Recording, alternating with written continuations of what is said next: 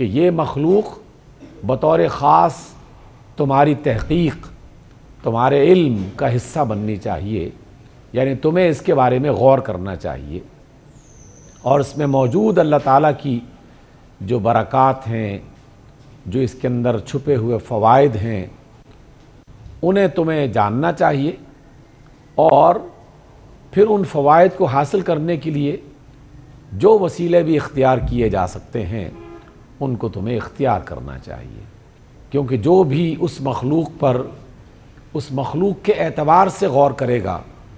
تو اس میں اللہ تعالیٰ کی قدرت اسے نظر آئے گی۔ جب بھی قدرت نظر آئے گی تو اللہ پر ایمان بڑھے گا،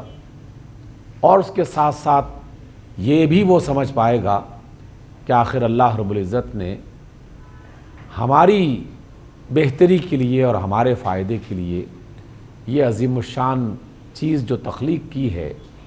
مجھے اس سے کس طرح فائدہ اٹھانا چاہیے۔ بات کو آسان کرنے کے لیے آج کی پہلی آیت میں اللہ رب العزت نے انجیر اور زیتون کا تذکرہ کیا ہے، تو اس لیے تفسیر کے پہلے حصے کے طور پر دنیا میں رہنے والے علماء کو، دانشوروں کو،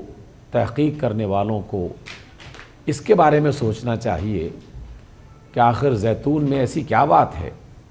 کہ اللہ تعالیٰ اس کی قسم کھا رہے ہیں، انجیر میں ایسی کیا خوبی ہے کہ اللہ تعالیٰ اس کا ذکر کر رہے ہیں۔ تو جب بھی وہ اس پر تحقیق کریں گے تو پھر اللہ تعالیٰ کی قدرتوں کے کئی مظہر ان کے سامنے آ جائیں گے، اور وہ بالآخر یہ کہیں گے کہ اے اللہ، واقعی تو نے یہ بہت ہی عظیم الشان اور بے مثال چیز تخلیق کر رکھی ہے۔ جب یہ جانے گا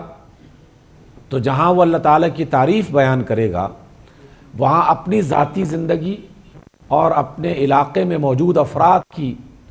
زندگی کو بہتر بنانے کے لیے پھر تجاویز سوچے گا، پھر خیالات آئیں گے، پھر وسائل آگے بڑھیں گے، اور پھر اس کی باقاعدہ ترقی کے لیے، اس کو زیادہ بنانے کے لیے، اس سے زیادہ فائدہ اٹھانے کے لیے وہ لوگوں کی رہنمائی کرے گا۔ سامعین گرامی، اس اعتبار سے آج کی مجلس کا پہلا سبق یہ ہے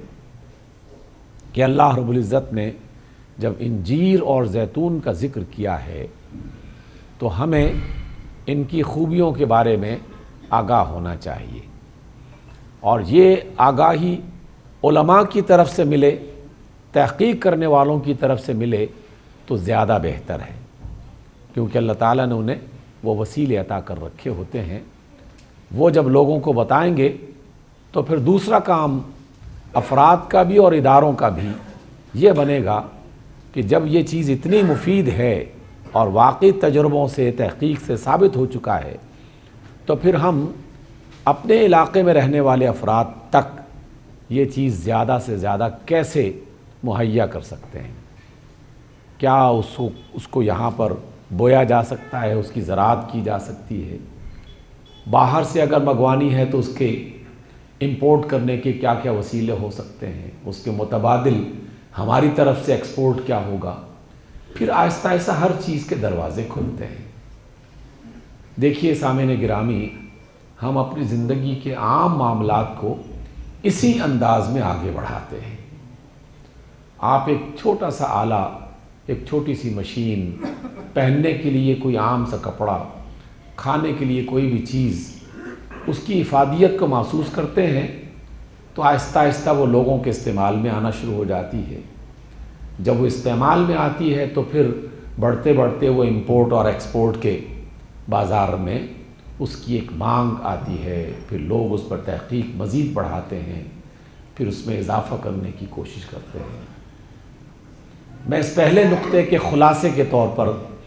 آپ تمام حضرات سے یہ بات شیئر کرنا چاہتا ہوں کہ قرآن مجید میں جن نعمتوں کا ذکر کیا گیا ہے، وہ پھل ہوں، سبزیاں ہوں، اناج ہوں، یا اس کے علاوہ اللہ تعالیٰ کی اس کائنات میں وہ مخلوق کہ جس کا ہمارا ڈائریکٹ یا انڈائریکٹ رابطہ ہے، ایک تعلق ہے، اس کے بارے میں ہمیں معلومات لازماً لینی چاہیے اور اسے اپنی زندگی کا حصہ بنانا چاہیے،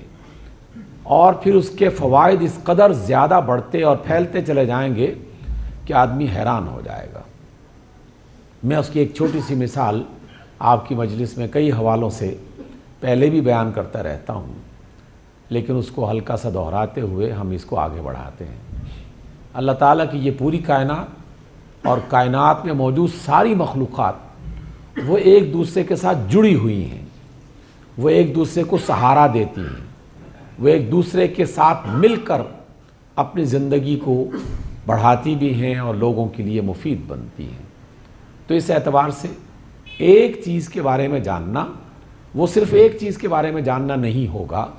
وہ اس سے منسلک اور جڑی ہوئی بے شمار دیگر چیزوں کو بھی اس کا حصہ بنا دیں گی اور ہماری زندگی آسان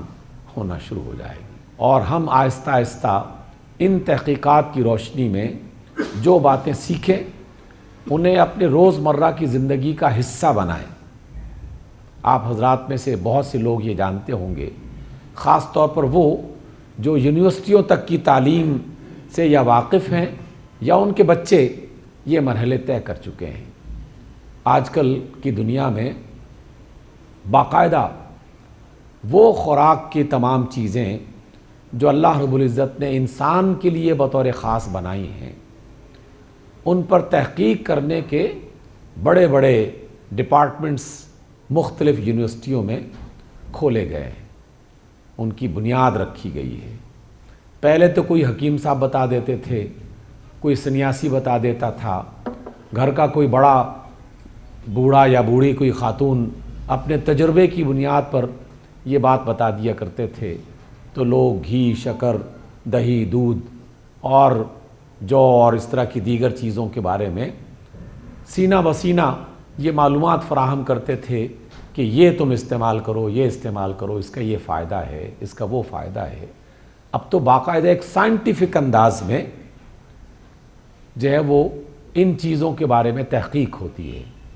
اور اس کی تحقیق کے نتائج غذا کی صورت میں بھی اور دوا کی صورت میں بھی تجویز کیے جاتے ہیں۔ جب یہ دوا اور غذا تجویز کی جاتی ہے تو پھر حکومتی ادارے، اس ملک میں رہنے والے پرائیویٹ مختلف افراد، وہ پھر اس کی پروڈکشن کو بڑھانے کے لیے میدان میں اترتے ہیں، اور آہستہ آہستہ جسے ہم کہتے ہیں چراغ سے چراغ جلتا ہے، پھر لوگوں کی روزمرہ کی زندگی میں وہ چیز شامل ہونا شروع ہو جاتی ہے۔ اپنی زرعی ترقیات کے اعتبار سے اور اللہ تعالیٰ کی نعمتوں کے اعتبار سے دنیا کے اچھے ممالک میں شمار ہوتا تھا، لیکن ہماری غفلتوں کی وجہ سے مسلسل اس چیز کو ہم نے نظر انداز کیا، اور پاکستان میں کئی ایسے ادارے جنہیں زرعی ترقی میں اپنا کردار ادا کرنا چاہیے تھا، جو کسی زمانے میں کرتے رہے، وہ ادارے اپنا کام چھوڑ چکے، ان کے زمینیں رہائشی کالونیز میں تبدیل ہو گئیں۔ ان تعلیمی اداروں میں باقاعدہ زراعت کے علاوہ دیگر مضامین پڑھانے کے لیے لوگ آگے بڑھنا شروع ہو گئے۔ مثال تلاش کرنا چاہتے ہیں تو آپ کی اپنی راولپنڈی کے شہر میں جو بارانی یونیورسٹی ہے، اس کے بیشتر مضامین کا تعلق اب زراعت سے نہیں رہا، دیگر اور شعبوں سے ہو گیا، جن کا مقصد صرف اور صرف یہ ہے کہ طلباء سے ہم زیادہ سے زیادہ فیسیں حاصل کر سکیں، ان فیسوں کے نتائج اساتذہ کی شکل میں یا یونیورسٹی کے جو مالکان ہیں یا جو اس کو چلا رہے ہیں ان کو اس کا فائدہ مل جائے، جبکہ بنیادی مقصد تو زراعت کے میدان میں ان کا ترقی کرنا تھا۔ دنیا میں باقاعدہ اس کو ایک بہت بڑا شعبہ بنایا گیا ہے۔ جاپان میں گیا ایک سے زیادہ مرتبہ، تو جاپان ایک اتنا سا چھوٹا سا ملک، 2 راولپنڈی کے شہر مل جائیں تو جاپان سے بڑھ جاتے ہیں آبادی کے اعتبار سے، لیکن جانوروں پر تحقیق، اناج پر تحقیق، پھلوں پر تحقیق، انسانی خوراک کی جو بنیادی چیزیں ان پر تحقیق اس قدر بہتر اور اچھی ہوئی کہ دنیا کو، اپنے قریبی پڑوسیوں کو نہیں، دنیا کو جس طرح وہ گاڑیاں مہیا کرتے ہیں اور ان کی ایکسپورٹ چلتی ہے، اسی طرح خوراک کے میدان میں بھی وہ باقاعدہ اپنا کردار ادا کرنا شروع کر دیا ہے۔ جبکہ اس سے پہلے مصر میں اور سوڈان میں مجھے جانے کا اتفاق ہوا، تو سوڈان کے اور مصر کے جو نسبتاً پرانے پروفیسرز تھے اور زراعت کے میدان میں جنہوں نے وہاں اپنے اپنے ملکوں میں اچھا کام کیا تھا، تو جب انہیں یہ بتایا گیا کہ میں پاکستان سے ہوں، تو ان میں سے بہت سے لوگوں نے یہ کہا کہ ہم نے یہ علم فیصل آباد کی زرعی یونیورسٹی سے حاصل کیا تھا، ہم نے یہ علم پاکستان کے فلاں شہر سے حاصل کیا تھا۔ اس لیے سامعین گرامی، درس قرآن کو محض ایک برکت کا ذریعہ نہ سمجھیں۔ برکت کا ذریعہ تو کوئی شک نہیں ہے کہ ہے، لیکن اس برکت سے واقفیت اور اس سے بھرپور فائدہ اٹھانے میں اپنا کردار کس طرح ادا کرنا ہے، ہم اجتماعی طور پر اس سے دور ہوتے چلے جا رہے ہیں۔ پاکستان جیسے میں نے ذکر کیا زرعی ملک اور دودھ دہی کا ملک، لیکن دودھ دہی کا بہتر استعمال آپ کو ترکی میں ملے گا۔ آپ ترکی کے کسی بھی بڑے ہوٹل، کسی ریسٹورینٹ میں چلے جائیں، دن ہو، رات ہو، صبح ہو، شام ہو، دوپہر ہو، کسی بھی کھانے میں آپ ان سے طلب کریں کہ مجھے آئرن چاہیے، آئرن، ہاں، تو فوراً لسی کا گلاس آپ کو پیش کریں گے۔ دودھ کا استعمال اور دہی کا استعمال کس کی وجہ سے؟ کیا کسی درس قرآن کی وجہ سے؟ نہیں۔ قرآن مجید میں جب دودھ اور رسول اللہ صلی اللہ علیہ وسلم کی تعلیمات میں دودھ کا ذکر ہوا، تو دنیا میں جو اچھے ذہین سمجھدار لوگ ہیں، انہوں نے کہا کہ یہ تو صحت کے لیے بہت بنیادی ضرورت ہے انسان کی، اس کو ہم کیسے فروغ دے سکتے ہیں، اس کو کیسے بڑھا سکتے ہیں۔ پھر اس کے نتیجے میں فارم ہاؤسز بننا شروع ہو گئے۔ وہ فارم ہاؤسز شادی کرنے اور تقریبات کے منانے کے لیے نہیں،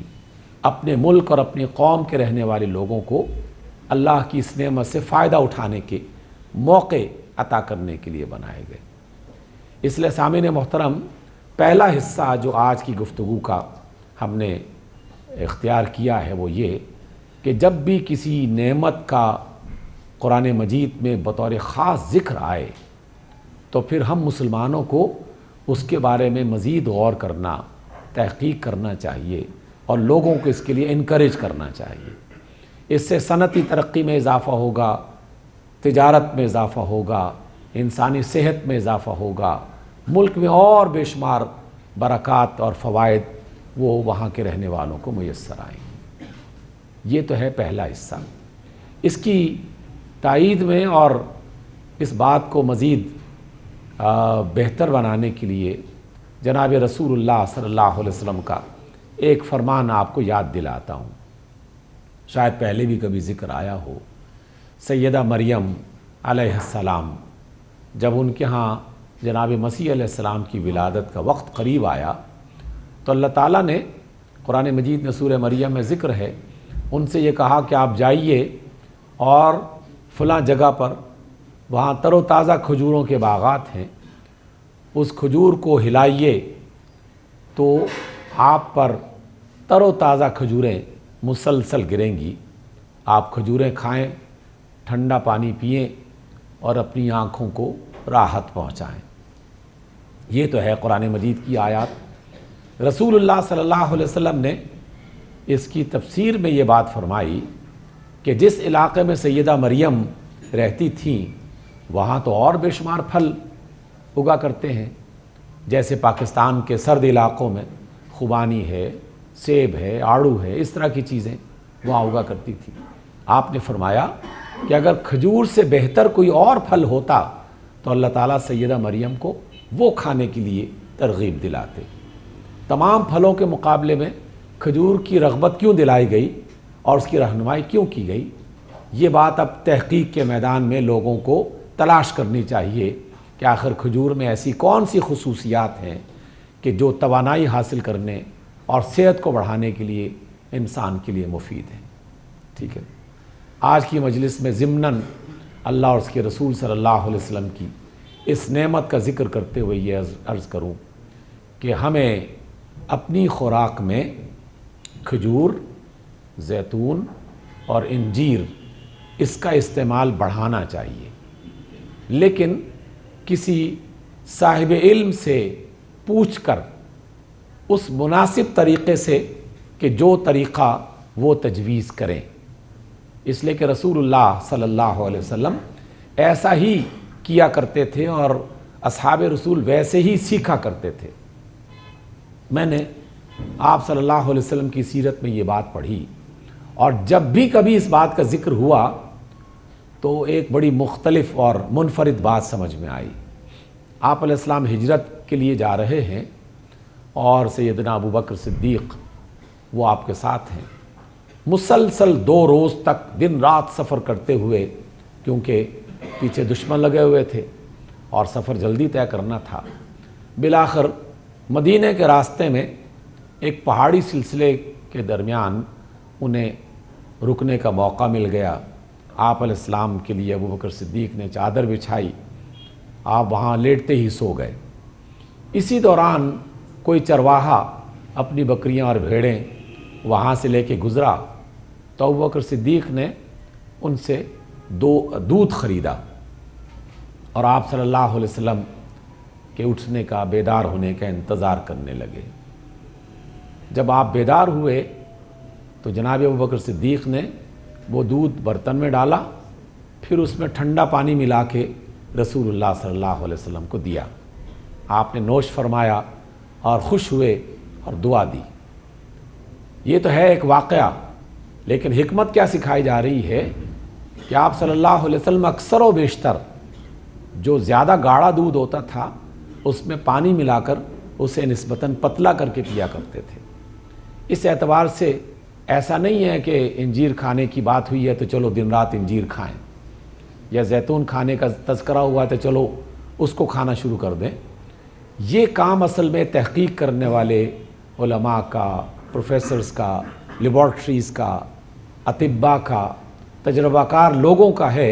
کہ وہ بتائیں کہ یہ چیز گرمی میں کیسے کھانی ہے، سردی میں کیسے کھانی ہے، دوپہر میں کیسے کھانی ہے، رات میں کیسے کھانی ہے۔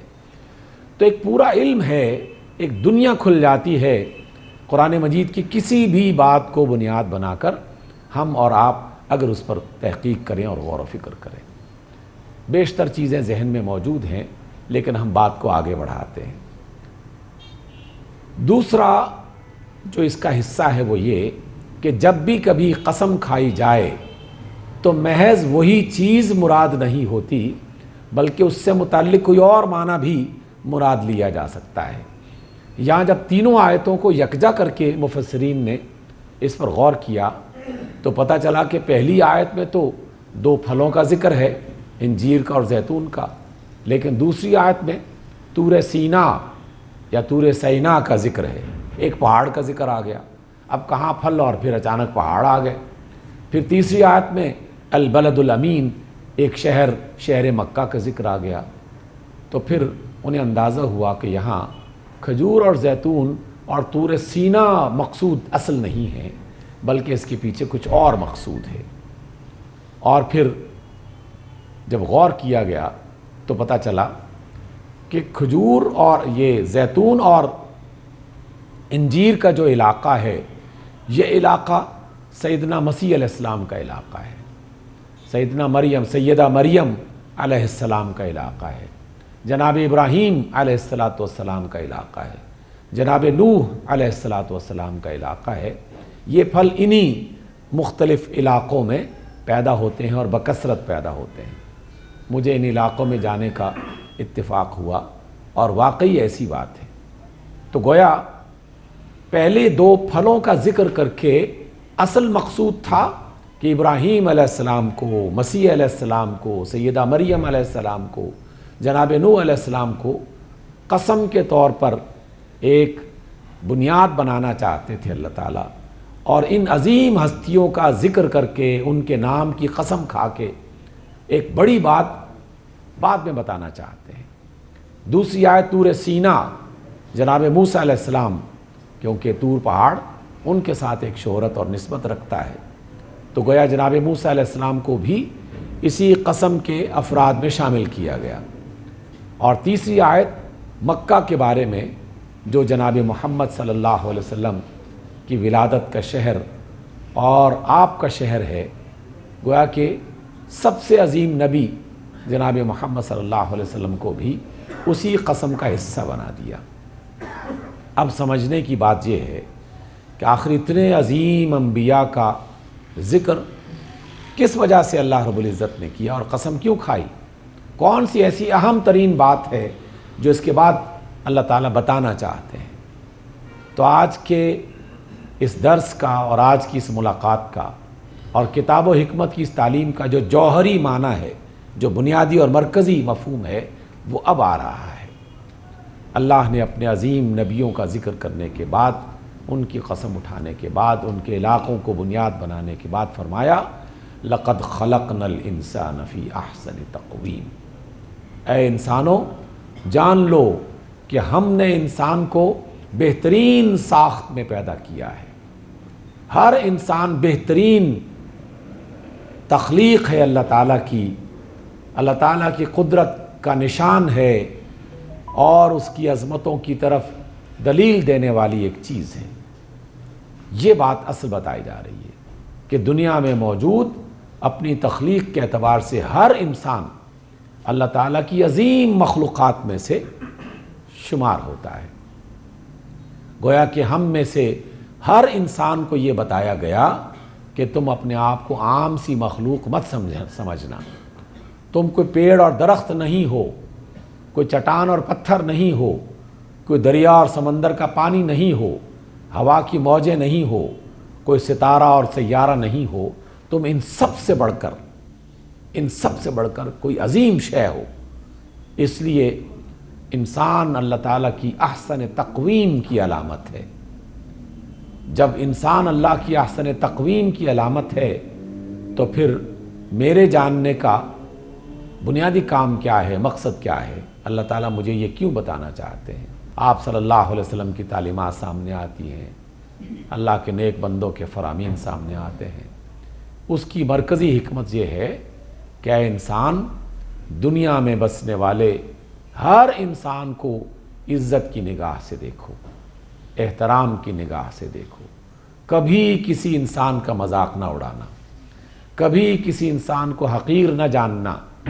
کبھی کسی انسان کے بارے میں الٹا سیدھا تبصرہ نہ کرنا، کیونکہ یہ اللہ تعالیٰ کا شاہکار ہے، یہ اللہ تعالیٰ کی عظیم مخلوق ہے۔ کوئی کالا ہے یا گورا، کوئی چھوٹا ہے یا بڑا، کسی کی شکل جیسی بھی ہے، جس انداز کی بھی ہے، وہ معذور ہے یا صحت مند، ہر انسان اللہ تعالیٰ کی قدرت کا شاہکار ہے۔ یہ تو غور کرنے کے بعد پتہ چلتا ہے نا کہ ہم جسے شاہکار سمجھ رہے تھے اور اس کی ظاہری بعض علامتوں کو بنیاد بنا کر ہم یہ کہا کرتے تھے کہ یہ بہت اچھا ہے، یہ کیا عظیم الشان ہے اور کیا خوبصورت ہے، ہم نے مزید غور نہیں کیا تو اللہ تعالیٰ پھر ہمیں زندگی میں یہ تجربے دکھاتا ہے کہ جسے تم نے ایسا عام سا بندہ سمجھ لیا تھا، اسے میں نے کتنے کمالات سے نوازا تھا۔ اور یہ ہم دنیا کی تاریخ میں، خاص طور پہ انسان کی تاریخ میں جان سکتے ہیں۔ کبھی کبھار اس طرح کی دلچسپ چیزوں کو بھی لازماً پڑھنا چاہیے۔ میں نے جو کبھی کبھار اس پر نظر دوڑائی اور اللہ کے نیک بندوں نے بعض اشارات کیے تو انسان حیران ہو جاتا ہے۔ بالکل دنیا کی عظیم الشان سپہ سالاروں میں سے بہت بڑی تعداد ایسی تھی کہ کسی کی ٹانگ نہیں تھی، کسی کا ہاتھ نہیں تھا، کسی کی بینائی پوری نہیں تھی، کسی کی سماعت پورے کام نہیں کر رہی تھی، لیکن اللہ تعالیٰ نے ان کو بڑے بڑے سپہ سالار بنا دیا، کسی کو بادشاہ بنا دیا، کسی کو عالم بنا دیا، کسی کو کچھ نواز دیا۔ تو محض کسی انسان کی ظاہری شکل و شباہت اور جسمانی صحت کو بنیاد بنا کر یہ فیصلہ نہ کریں کہ یہ بہت اچھا ہے اور یہ اچھا نہیں ہے۔ نہ جانے اللہ تعالیٰ نے کس کے اندر کون سا خزانہ چھپایا ہوا ہے، اور جب اسے موقع ملتا ہے تو وہ کمال دکھا دیتا ہے۔ اس لیے کہ اللہ کا شاہکار ہے نا، اللہ تو اپنا شاہکار کسی بھی انداز میں لوگوں کے سامنے پیش کر سکتا ہے۔ تو اس اعتبار سے سامعین گرامی،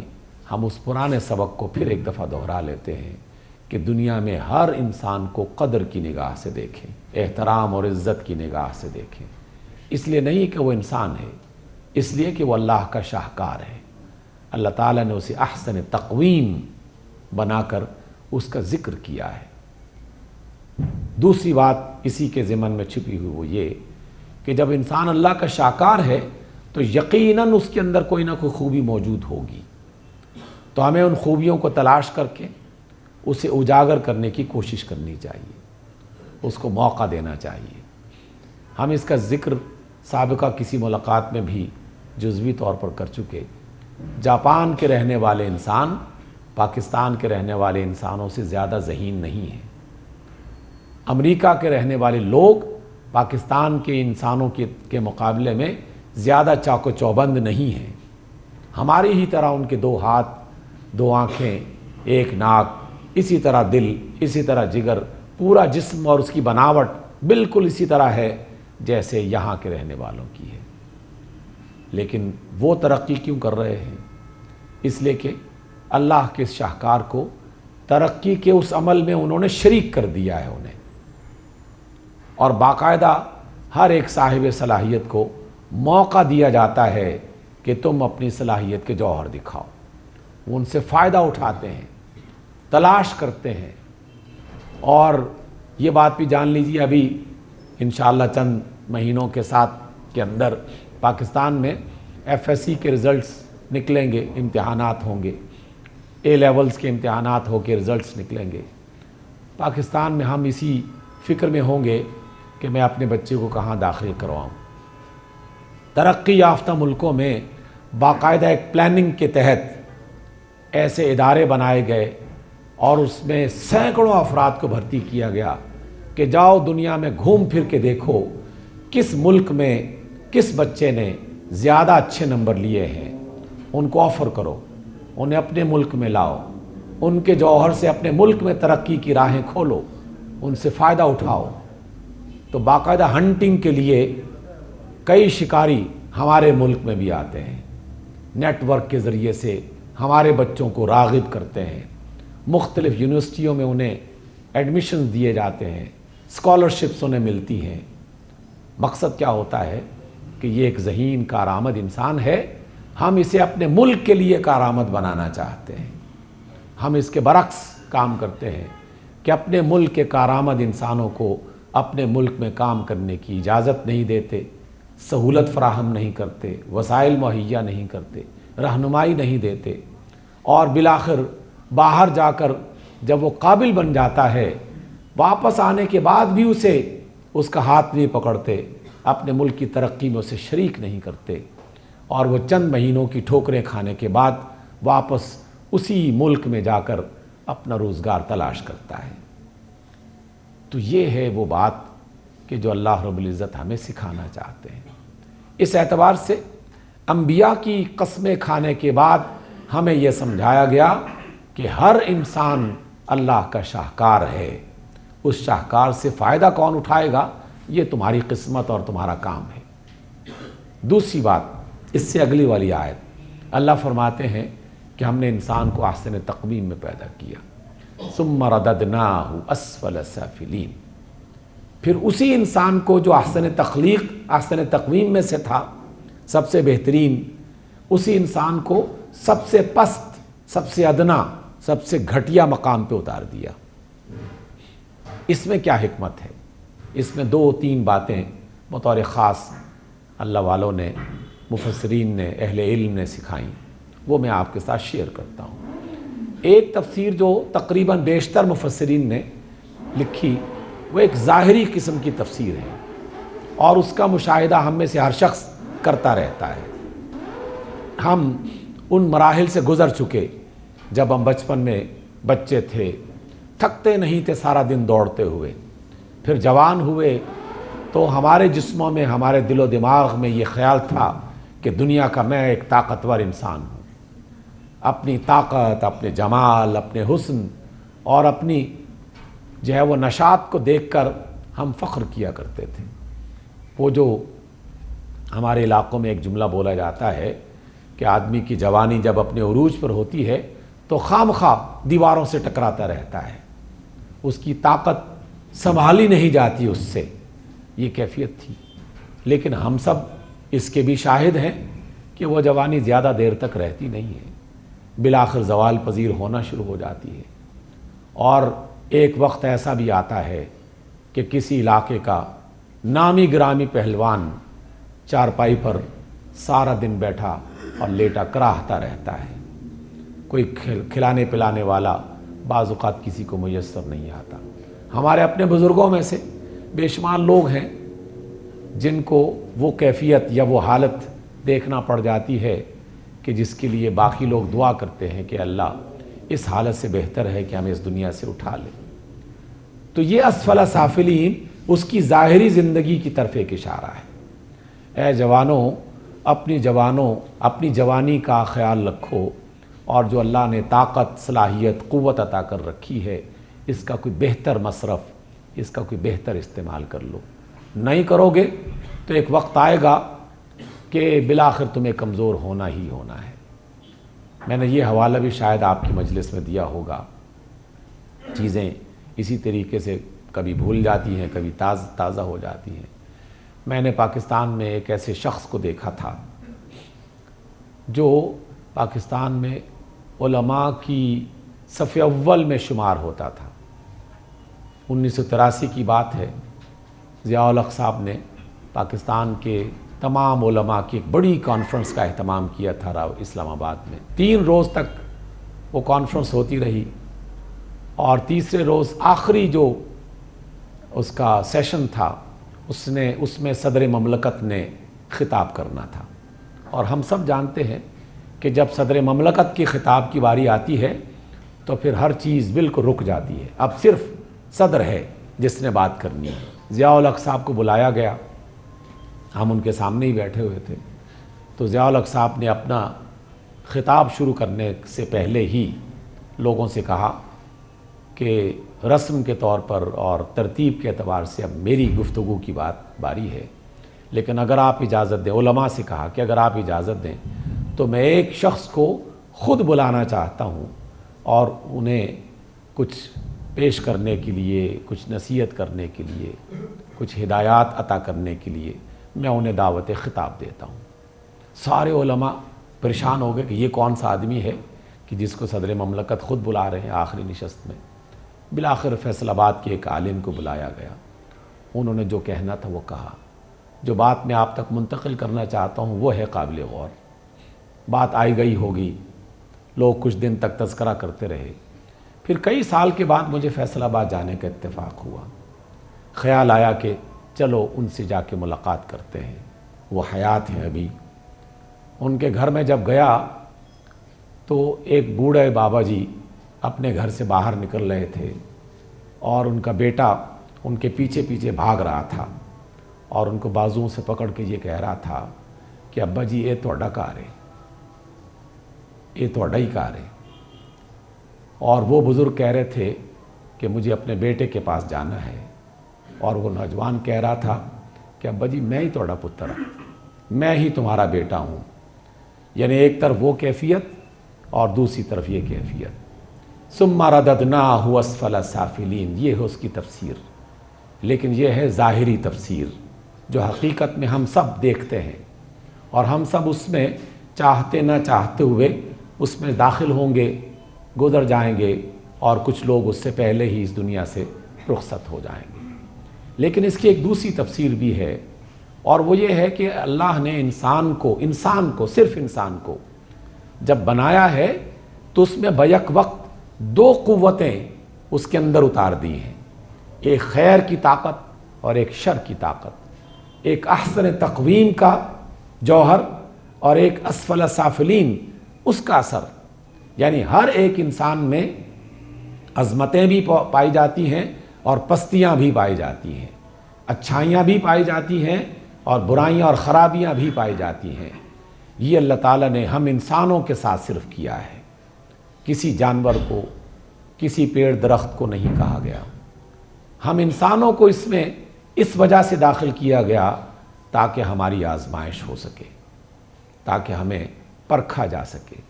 کھرا کون ہے کتنا ہے، کھوٹا کون ہے کتنا ہے، اللہ تعالیٰ بس یہ دیکھنا چاہتا تھا، یہ اس کی مشیت ہے، اس کا فیصلہ ہے، اور اس نے ایسا کیا، اور اس سے ایسا کرنے کے بارے میں کوئی سوال نہیں کر سکتا۔ وہ بادشاہ ہے، جو چاہتا ہے کر گزرتا ہے۔ اس لیے ہم انسانوں سے یہ کہا گیا کہ لوگو تم اس زمین کی مخلوق کچھ وقت کے لیے یہاں بھیجی گئی ہو، لیکن حقیقت میں تم زمین کی مخلوق نہیں ہو، تمہیں تو آخرت میں جا کے زندہ رہنا ہے، تمہاری اصل زندگی مرنے کے بعد شروع ہوگی۔ یہ تو محض ایک ٹرانزٹ وقت ہے، پیریڈ ہے، جس سے تمہیں گزرنا ہے، اور یہ تمہارا امتحان ہے۔ اس لیے اسفل سافلین کی تاثیر بھی ہمارے اندر ہے، اور احسن تقویم کا جوہر بھی ہمارے اندر ہے۔ اب ہم ایک مستقل جنگ میں مبتلا ہیں، اپنے اندر ایک جنگ لڑنا پڑتی ہے ہر وقت، ہر گھڑی، اور اس جنگ میں جو خیر کا ساتھی بنا اللہ تعالیٰ اسے کامیاب قرار دے دے گا۔ اس کے لیے ہمیشہ رہنے والے باغات اور ہمیشہ انعامات جو ہمیشہ قائم رہیں گے، اس کے لیے اللہ تعالیٰ نے اگلی آیت میں ذکر کر دیا، إِلَّا الَّذِينَ آمَنُوا وَعَمِلُوا الصَّالِحَاتِ فَلَهُمْ أَجْرٌ غَيْرُ مَمْنُونٍ۔ ہاں وہ لوگ کہ جو اس دنیا میں خیر و شر کے ساتھ جیتے ہوئے ایمان لائے اور اپنے کردار کی حفاظت کرتے رہے، اپنا عمل اچھا بناتے رہے، تو ان کے لیے ایسا اجر ہے جو کبھی نہ ختم ہونے والا ہے۔ یہ لفظ بھی بڑا عجیب و غریب اور بہت ہی شاندار ہے۔ دنیا کی بڑی سی بڑی نعمت، دنیا کی بے شمار نعمتیں اگر آپ سوچنا شروع کر دیں، ہر نعمت میں ایک خرابی ضرور پائی جاتی ہے کہ اس نعمت نے بالآخر ختم ہو جانا ہے۔ ابھی ہم نے جوانی اور بڑھاپے کا ذکر کیا۔ یہ دماغ جو کام کرتا ہے ایک وقت میں جا کر کام کرنا چھوڑ دیتا ہے۔ معدہ جو ایک وقت میں کام کرتا رہتا ہے، 5 6 روٹیاں انسان کھا کے جو ہے وہ اچھلتا رہتا تھا، اب ایک وقت آتا ہے کہ چند چمچ لیکوڈ کی شکل میں اس کے منہ میں ڈالا جاتا ہے، اور پھر بھی شکوہ ہی رہتا ہے کہ ہضم نہیں ہوا،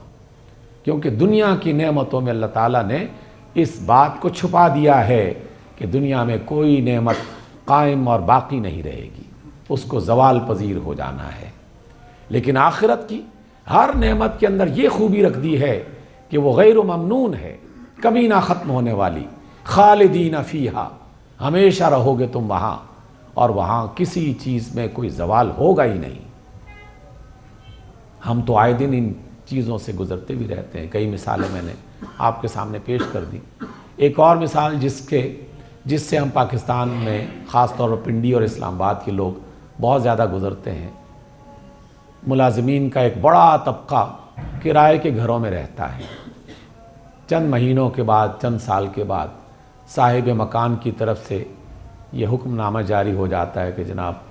مکان میں خوب رہ لیا، خالی کرو، فلاں وجہ ہے، یہ وجہ ہے، وہ صورت ہے، اور وہ آدمی اس مکان کو چھوڑ کر کسی اور کی تلاش میں نکل پڑتا ہے، اور ہر دفعہ شفٹنگ کے موقع پر حسرت بھرے لہجے میں یہ وہ کہتا ہے کہ پتہ نہیں وہ وقت کب آئے گا کہ جب ہمیں اپنی چھت میسر آئے گی۔ ہم اس دنیا میں ان تجربات سے گزرتے رہتے ہیں۔ اللہ رب العزت وہاں آخرت میں، دوسرے جہان میں، جب کسی کو کوئی جنت حوالے کر دے گا، وہ جنت اسی کی ہو جائے گی۔ پھر کوئی نہیں کہے گا کہ چلو بھئی وقت پورا ہو گیا، تمہارا کرایہ ختم ہو گیا، جاؤ کہیں اور جگہ تلاش کرو۔ وہاں کی ہر نعمت ہمیشہ رہنے والی۔ تو کیا یہ انسینٹیو کم ہے ہم لوگوں کے لیے؟ بہت سے لوگ کہتے ہیں کہ جناب لوگوں کو انسینٹیو دو، انسینٹیو ملے گا تو لوگ اس کام کی طرف رغبت آئیں گے، رغبت سے آئیں گے۔ ایک چھوٹا سا انتہائی حقیر سا انسینٹیو اس طرح کی مجالس میں یہ بھی ہوتا ہے کہ مجلس کے اختتام پر کھانا دیا جائے گا۔ بہت سے لوگ ممکن ہے اسی کے لیے آتے ہوں، کتنی چھوٹی سی بات ہے، لیکن اصل انسینٹیو کیا ہے؟ جنات، اللہ کی جنتیں، ہمیشہ رہنے والی، کبھی نہ ختم ہونے والی نعمتیں، اللہ کی رضا، اس کے رسول کی محبت۔ اس سے بڑا انسینٹیو کسی کو کیا مل سکتا ہے؟ کیا دنیا میں کسی اور قوم اور معاشرے کے پاس اس سے بڑا انسینٹیو ہو سکتا ہے؟ نہیں ہو سکتا۔ اس لیے جنت پر جو یقین رکھتا ہے اور دوزخ پر جس کا ایمان ہے، وہ کبھی جنت کے لالچ میں آ کر اور کبھی جہنم کے عذاب سے ڈر کر، کبھی اللہ کی محبت میں، کبھی اس کے رسول کی چاہت میں اپنے آرام کو تج دیتا ہے، چھوڑ دیتا ہے۔ کوئی کام نہیں کرنا چاہ رہا تھا لیکن کرتا ہے، اس لیے کہ اللہ اور اس کے رسول کی بات سامنے آ جاتی ہے۔ اللہ اسی کو دیکھنا چاہتا ہے۔ اور یہ بات ضمناً میں عرض کر دوں، ہمارے ہاں بہت سے لوگ عجیب و غریب انداز میں غلط باتیں منسوب کر کے لوگوں کو سیدھے راستے سے ہٹانے کی کوشش کرتے ہیں۔ نیت ممکن ہے ان کی اچھی ہو، بری نہ ہو، لیکن جو شخص بھی رسول اللہ صلی اللہ علیہ وسلم کے راستے سے ہٹ کر ادھر ادھر کی بات کرے گا، اس کی بات اچھی نہیں ہوگی، کہیں نہ کہیں اس کے اندر خرابی ضرور پائی جائے گی۔ ہمارے یہاں ایک روایت، جھوٹی اور من گھڑت روایت بیان کی جاتی ہے کہ ایک بہت بڑی صوفیہ اور بڑی بزرگ خاتون رابعہ البصریہ جنہیں کہا جاتا ہے، ہمارے ہاں رابعہ بصری کہتے ہیں، حکایت بنائی گئی، اصل میں نہیں ہے، کہ وہ ایک بار ایک ہاتھ میں آگ اور دوسرے ہاتھ میں پانی لے کر بازار میں جا رہی تھی۔ کسی نے پوچھا کہ اماں کہاں جا رہی ہیں؟ کہنے لگی کہ اس آگ سے میں جنت کو جلانے جا رہی ہوں اور اس پانی سے جہنم کو بجھانے جا رہی ہوں، تاکہ جو لوگ بھی عبادت کریں وہ نہ جہنم کے خوف سے کریں نہ جنت کے لالچ میں کریں، بلکہ وہ صرف اللہ کی رضا کے لیے کریں۔ آخری حصہ بالکل درست ہے لیکن پہلا حصہ درست نہیں ہے، اس لیے کہ جس اللہ نے جنت بنائی ہے وہ اس کا لالچ پیدا کرتا ہے، بار بار آیات میں ذکر کرتا ہے اس کا کہ میری جنت میں تمہارے لیے یہ ہے اور یہ ہے اور یہ ہے اور یہ ہے۔ رسول اللہ صلی اللہ علیہ وسلم اس کی رغبت دلاتے ہیں، اور جس جہنم کو اللہ نے بنایا ہے اللہ تعالیٰ اس کا خوف دلاتے ہیں کہ یہ کام مت کرنا وگرنہ جہنم میں جلو گے، یہ کام مت کرنا وگرنہ جہنم میں جلو گے۔ تو جو اللہ کا بتایا ہوا راستہ ہے ہم اسے نظر انداز نہیں کر سکتے۔ اللہ نے یہ ضرور بتایا ہے کہ ان جنتوں سے زیادہ بہتر اور سب سے اعلیٰ ترین جو نعمت ہے وہ اللہ تعالیٰ کی رضا ہے، وہ رسول اللہ کی محبت ہے، اس میں کوئی شک نہیں۔ لیکن اس محبت کے لیے لوگوں کو تیار کرنے کے چکر میں ہم اللہ تعالیٰ کی کسی بات کا انکار کرنا شروع کر دیں یا رسول اللہ کے کسی بتائے ہوئے راستے اس کے بارے میں اس طرح کی الٹی سیدھی بات کرنا شروع کر دیں، تو یہ بھی مناسب نہیں ہے۔ اللہ فرماتے ہیں کہ اِلَّا الَّذِينَ آمَنُوا وَعَمِلُوا الصَّالِحَاتِ فَلَهُمْ أَجْرٌ غَيْرُ مَمْنُونٍ۔ ہاں، وہ لوگ جو ایمان لائے اور جنہوں نے اچھے عمل کیے ان کے لیے کبھی نہ ختم ہونے والا اجر ہے۔ آخری دو آیتوں میں اللہ تعالیٰ نے ان تمام باتوں کو اس کا یوں سمجھ لیجئے اس کا خلاصہ آگے میں رکھا اور ہمیں توجہ دلائی، اور وہ یہ کہ فما یکذبک بعد بالدین، فما یکذبک بعد بالدین۔ وہ کون سی ایسی بات ہے، وہ کون سی ایسی چیز ہے جس کو دیکھ کر تم نے روز جزا کا انکار کر دیا ہے؟ یکذب بالدین، الدین جو ہے یہاں روز جزا ہے، قیامت ہے، سزا اور جزا کا مقام، میدان حشر، اس کا انکار کر بیٹھے ہو کہ اس طرح کی کوئی بات نہیں ہونے والی۔ کون سی ایسی چیز ہے تمہارے پاس؟ کیا کوئی دلیل ہے کہ تم انکار کر سکو قیامت کا اور حشر کا اور روز جزا کا اور سزا کا؟ فما یکذبک بعد بالدین، تمہیں کس چیز نے اس سے انکار پر مجبور کر دیا ہے؟ اور یہ آخری آیت اللہ تعالیٰ فرماتے ہیں الیس اللہ باحکم الحاکمین، کیا اللہ سارے حاکموں کا بڑا حاکم نہیں ہے؟ اگر وہ سب سے بڑا حاکم ہے اور اصل حاکم وہی ہے تو پھر جو اس نے اس سے پہلے بتایا سابق آیات میں وہ یقیناً ہوگا، وہ یقیناً ہوگا، اس میں کوئی شک نہیں ہونا چاہیے۔ اس اعتبار سے جب سورۃ التین پڑھی جاتی ہے تو اس کے اختتام پر جب یہ آیت ہم پڑھتے ہیں کہ الیس اللہ باحکم الحاکمین، تو اس کے جواب میں صرف اتنا کہہ دینا بھی کافی ہے، بلا بلا۔ عربی زبان میں جب بلا کا کہا جاتا ہے لفظ تو اس کا مطلب ہے کہ ہاں کیوں نہیں، اللہ ہی حاکم ہے، اللہ ہی سب سے بڑا حاکم ہے، ایسا ہی ہے، کیوں ایسا نہ ہو؟ تو اس معنی کو واضح کرنے کے لیے بلا کا لفظ استعمال کیا جاتا ہے، اور بعد میں اگر اسی آیت کو دہرا دیا جائے تو بات اور زیادہ پوری ہو جاتی ہے۔ بلا ہوا احکم الحاکمین،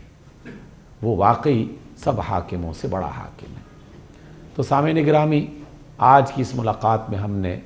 احکم الحاکمین کی کچھ باتیں سیکھی ہیں۔ اس کے ضمن میں جو بھی اللہ تعالیٰ نے ہمیں سکھایا اور ہمارے اور آپ کے ذہنوں میں وہ بات آ گئی، اس رب ذوالجلال سے دعا کرتے ہیں کہ اللہ ہمارے دلوں کو اس کے لیے تیار کر دے اور ہمارے عمل کو اس کے مطابق بنانے کے لیے توفیق عطا فرما۔ اقول قولی ھذا واستغفر اللہ لی ولکم۔